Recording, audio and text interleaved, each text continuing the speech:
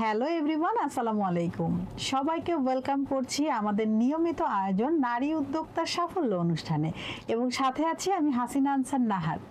প্রিয় দর্শক, প্রতি পর্বেই আমাদের স্টুডিওতে একজন নারী উদ্যোক্তা আমন্ত্রিত থাকেন।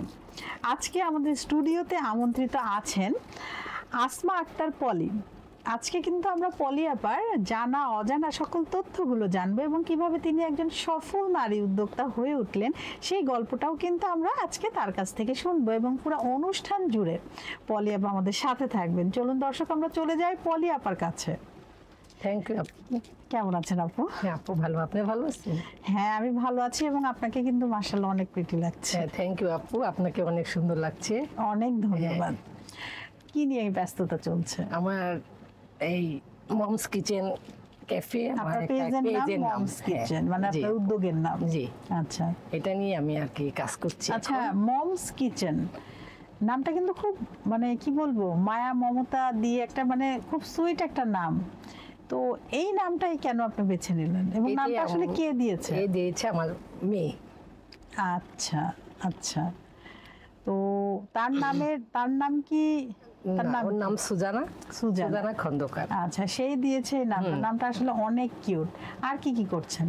আর আপু এটা নিয়ে কাজ করছি, এই আর এখন অন্য কোনো নিয়ে চিন্তা করতেছি না। আচ্ছা, তো কি কি খাবার আসলে তৈরি হয় এখন? আমি বেশিরভাগই আপু এই খুদের ভাত, ভর্তা, এগুলা নিয়ে বেশি কাজ করি। এগুলা নিয়ে অনেক অর্ডার আসে, দেশি খাবার নিয়ে। জি। আচ্ছা, যে কত বছর থেকে করছেন? আমি আপু প্রায় এখন 3 বছর চলছে। আগে আমার অবশ্য টেলারিং ছিল, ওইটা নিয়ে আমি খুব একটা সাফল্য করতে পারিনি। তারপরে দেখলাম, হ্যাঁ, তার জন্য এখন আমি আর কি রান্না দেখলাম যে সবাই মোটামুটি এটা আপনাদের এই দেখে, অনেক উদ্যোক্তা দেখে খুবই আমার আর কি আগ্রহ হলো আরো, যে আচ্ছা করি, আপুরা করছে, তাদের সাথে দেখি যোগ দিয়ে একটু করতে পারি কি। আচ্ছা, আপনার এখানে তো সব ধরনের খাবারই হচ্ছে, ডেজার্ট হচ্ছে, সুইট ডিশ, মানে সব ধরনের। এখন আপনার এখানে আসলে অর্ডার দিতে গেলে কি করতে হবে, কোথায় নক করতে হবে? আপু আমার এই পেজে নক করলেই আমি ইয়ে করতে পারি। আচ্ছা, আর আপনার শপটা আসলে অনলাইন শপটা কয়টা থেকে কয়টা পর্যন্ত খোলা? আমার আপু সকালে 9টার থেকে রাতের 8টা পর্যন্ত। রাত 8টা পর্যন্ত। আর এখানে কি হোয়াটসঅ্যাপ নাম্বারটা দেয়া আছে? জি জি আপু, হোয়াটসঅ্যাপ নাম্বারটা দেয়া আছে। আর যদি মিনিমাম অর্ডার আসলে কতজনের নেন, আর মিনিমাম আপু যদি ওর মধ্যে হয় যে সকাল 9টা থেকে 8টা পর্যন্ত 100 জনের খাবার, আমি এটা ম্যাক্সিমাম। আর অল্পের মধ্যে হয়তো 20-30 এইরকম, মানে 20 থেকে স্টার্ট হয়। হ্যাঁ হ্যাঁ। আচ্ছা আচ্ছা। আর যদি বড় অর্ডার গুলো আসলে আপনাকে কখন, মানে কতদিন আগে? যদি 2-3 দিন আগে থেকে আমাকে আর কি যদি একটু জানানো হয়, তাহলে আর কি সবচেয়ে হয়, ভালো হয়। ছোট অর্ডার গুলো আপু একদিন এইরকম। হ্যাঁ, তো দর্শক, আমরা কিন্তু অনেক কিছুই জেনে গেলাম। আপনি যদি মমস কিচেনের মজাদার আইটেম খেতে চান, তাহলে অবশ্যই আপুকে ইনবক্স করতে পারেন, এবং ওখানে কিন্তু মোবাইল নাম্বার দেয়া আছে এবং হোয়াটসঅ্যাপ নাম্বারও দেয়া আছে, সেখানেও কিন্তু আপনারা যোগাযোগ করতে পারেন। আর আপুর শপটা খোলা থাকে সকাল 8টা থেকে রাত 8টা পর্যন্ত, এবং আপনারা কিন্তু হচ্ছে বড় অর্ডারগুলো যদি হয়, ম্যাক্সিমাম হয়, তাহলে 2 থেকে 3 দিন আগে দিবেন, এবং যেগুলো মিনিমাম অর্ডার সেটা কিন্তু আপনারা চাইলে একদিন আগেই দিতে পারেন। এবং আপুর ডেলিভারি ম্যান আছে, ডেলিভারি ম্যান সময় মতো আপনার হচ্ছে খাবারটি কিন্তু পৌঁছে দিবেন। তো আপু, আপনার ছেলেবেলা বেড়ে ওঠা এটা কোথায়, পড়ালেখা? প্রথম তো ছেলেবেলায় ময়মনসিংহ নাট্যকোনায় ছিলাম, তারপর 6 পর্যন্ত, তারপরে ঢাকা খিলগাতি এই মডেল স্কুল এন্ড কলেজে, ওইখানে পড়াশোনা কমপ্লিট করলাম। আচ্ছা, আর এই যে রান্নায় আসলেন, তো এই মানে অনুপ্রেরণাটা আসলে কে দিল, কোথা থেকে আসলো? এটা আমি নিজের থেকেই করেছি, যে করি, এটা শখ। আর বুটিক্স যেটা ছিল, এটা আমার অনেক একটা শখ ছিল, আসলে ওইটা আমি করতে পারিনি। কিন্তু এখন রান্নাটা দেখলাম যে না, যেহেতু আমাদের দেশ বিক্রমপুর, বিক্রমপুরে যখন রান্না অনেকেই পছন্দ করে, এই হিসাবে মনে করলাম যে দেখি আমার রান্নাগুলা একটু করে দিয়ে দেখি কি হয়। আপনার হাতের আসলে কোন খাবারটা খুব মজা হয়, মানে আপনার ভালো লাগে কোনটা? সবসময় তো অন্যের জন্যই করেন, কিন্তু আপনার নিজেরও তো ভালো লাগার জায়গা আছে। যেমন লতি চিংড়ি, এটা তো আমার অনেক ফেভারিট। কচু যেটা আছে, হ্যাঁ হ্যাঁ, কচুর ভর্তাটাও কিন্তু খুব মজা লাগে, কচুর মুখির ভর্তা।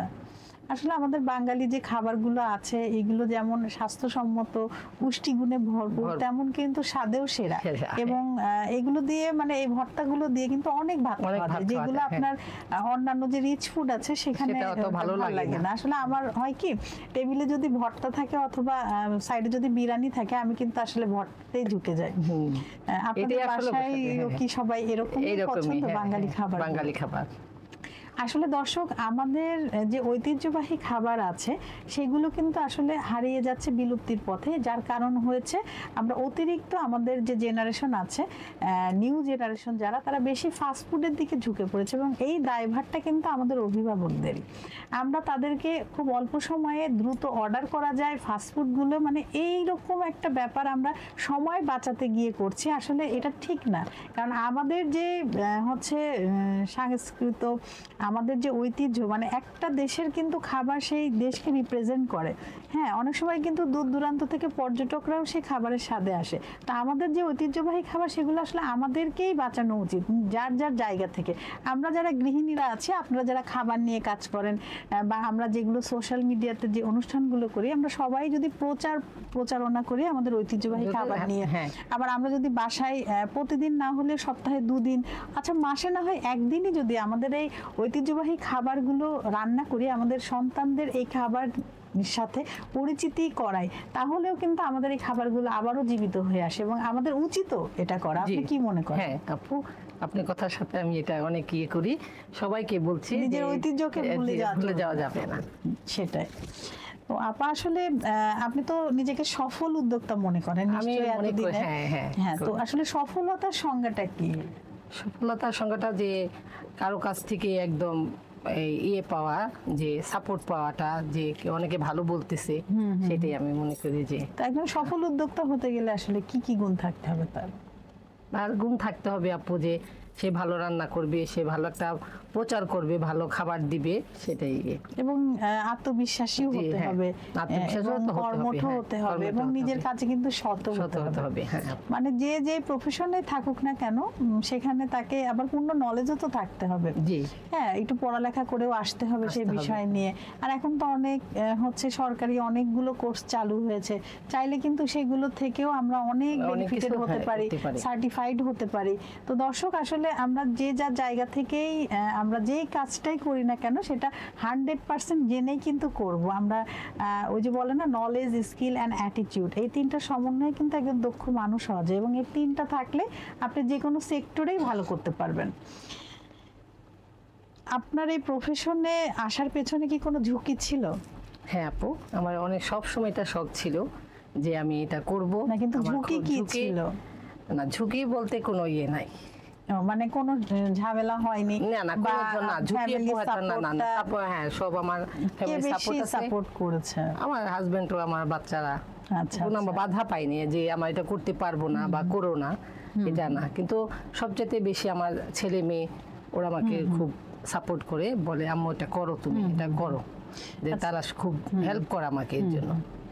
আচ্ছা, এই যে খাবারগুলো অর্ডার দিচ্ছেন, তো কখনো কি কোনো সমস্যা হয়েছে, মানে ব্যাড রিভিউ বা খাবার নষ্ট হয়ে গিয়েছে বা এরকম? কখনো এরকম নষ্ট বা ইয়ে আমি ওই রকমই টাইমটা নিয়ে দেই, যাতে খাওয়াটা আসলে রান্নাটা করেন। যদি দুপুরের লাঞ্চের অর্ডার থাকে, সেই ক্ষেত্রে তখন আমি আপু একদম 9টার থেকে শুরু করে যাব, একদম গরম গরম খাবারটা যে 12টা-1টার মধ্যে যেটা করা যায়, আচ্ছা, যাতে নষ্ট না হয়।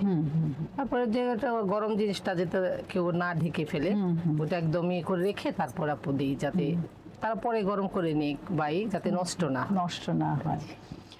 আচ্ছা, নারীরা যে নিজের পায়ে দাঁড়াবে, আসলে অনেকেই কিন্তু এটা সমাজ অনেক সময় মেনে নেয় না। অনেক আত্মীয় স্বজন, পাড়া প্রতিবেশী, আবার মানে অনেকেই জিনিসটা সহজভাবে নিতে চায় না। তো আপনার কি এরকম বাধা ছিল যে তুমি কেন করবে বা কি? সেটা আত্মীয় স্বজন মোটামুটি সবার কাছে এমন কেউ না কেউ থাকবেই আপু। সেটা তো এখন সব যদি ওই ওদিক চলে যায়, তাহলে তো ওটা মেনে নিলে হয়তো পিছু পড়ে যাব, যদি না নিই তো আগায় যাব। আপনি আসলে এই সাউন্ডগুলো কানে নেননি, আপনি উদ্যম গতিতে নিজের কাজগুলো করে গিয়েছেন, আর এই জন্য আজকে এই পর্যন্ত আসতে পেরেছেন। আসলে বাধা তো আসবেই। হ্যাঁ, এটা স্বাভাবিক, যেই কাজেই যান একটা বাধা আসে, কিন্তু ওইটাকে আসলে হাসি মুখে। সত্যি কথা বলতে কি যে আমার ফ্যামিলি থেকে তো আমার বাচ্চা মেয়ে ছেলে মেয়ে যারা আমাকে সাপোর্ট করেছে, আমি মনে করি না যে পিছন থেকে কেউ এটা করলে মানে মানবো আর কি। ওইটা হবে না, না হবে না। ফ্যামিলি সাপোর্টটা আসলে অনেক বড়, আর একজন নারী আসলে সাপোর্ট ছাড়া হবে না। সে আমাদের যে এশিয়ান কান্ট্রিগুলো, এখানে কিন্তু আসলে মানে ফ্যামিলি সাপোর্ট ছাড়া কোনো নারীর পক্ষে কোনো কিছুই করা সম্ভব না। তো সবাই যদি একটু মানে নমনীয় হয় নারীর প্রতি, ফ্যামিলি, তাহলে একজন নারী অনেক কিছু করতে পারে, ঘরকে সামলিয়ে, বাইরে সামলিয়ে, এবং নিজের বিজনেসটাকেও কিন্তু সামলাতে পারে, আর সেভাবে আগাচ্ছে। তো আসলে আপনার ভবিষ্যৎ পরিকল্পনা কি? আচ্ছা আপু, আমি চাই আর একটু আগাইতে, যাতে ভালো একটা পজিশনে উঠতে পারি বা করতে পারি, এই আশঙ্কাই আছে। বাহ, চমৎকার। আপনার কি হচ্ছে শাখা প্রশাখা করার ইচ্ছা আপনার মমস কিচেনের, ঢাকায় বা ঢাকার বাইরে? না, ঢাকায় করার ইচ্ছা, বাইরে তো আর অতটা যাওয়া হবে না হয়তো। ঢাকা যদি পারি একটা করতে আর কি, এটা আমার অনেক ইচ্ছা আছে এখন। আচ্ছা, তো আমরা একটু ছেলেবেলায় ফিরে যাই। আপনার ছেলেবেলার এমন কোনো স্মৃতি আছে যেটা মনে পড়লে আসলে খুব ভালো লাগে, যে না এটা যদি আবার হতো? হ্যাঁ আপু, যে এটা ছিল যে আমার এই আত্মীয় স্বজনের মধ্যে যারা আছে, যে আমরা একসাথে খেলা করেছি, যে সেই জীবনটা, যে নদীর পাড়ে গিয়েছি, লাফ দিয়েছি, সাঁতার কেটেছি, স্বাধীন জীবন, ওই জীবনগুলা আবার ফিরে পেতে ইচ্ছা করে। জি। আচ্ছা আপা, আমরা কিন্তু কথা বলতে বলতে অনুষ্ঠানের একদম শেষ দিকে চলে এসেছি। আপনি আপনার মূল্যবান সময় থেকে সময় বের করে আমাদের এই অনুষ্ঠানে এসেছেন, তো আপনাকে অসংখ্য ধন্যবাদ। আপনার কেমন লাগলো? খুবই ভালো লাগলো আপু, আপনি যে আমাদের এখানে আনার জন্য সাপোর্ট করেছেন, এর জন্য আপনাকে অনেক অনেক ধন্যবাদ। 21 টিভিতে তাদেরও অনেক ধন্যবাদ এই সুযোগটা করে দেওয়ার জন্য। আপনাকে অনেক অনেক ধন্যবাদ। আপনাকে অনেক অনেক ধন্যবাদ। আবারও নতুন কোনো আয়োজনে আপনার সাথে দেখা হবে। দর্শকের উদ্দেশ্যে কিছু বলুন। আসসালামু আলাইকুম, সবাইকে বলি আমাদের সাপোর্ট করার জন্য, আপনারা যদি আমাদের আগায় নেওয়ার জন্য সাপোর্ট করেন, আমরা অনেক ধন্যবাদ আপনাদের কাছে। আপনাকেও ধন্যবাদ। দর্শক, আপনারা যারা এতক্ষণ আমাদের সাথে ছিলেন, আপনাদের সবাইকে অসংখ্য ধন্যবাদ। এভাবে আমাদের সাথে থাকবেন, পাশে থাকবেন। তারপর আবার একটু বলি, যদি ভুল ত্রুটি হয় কথায়, মাফ করে দিবেন।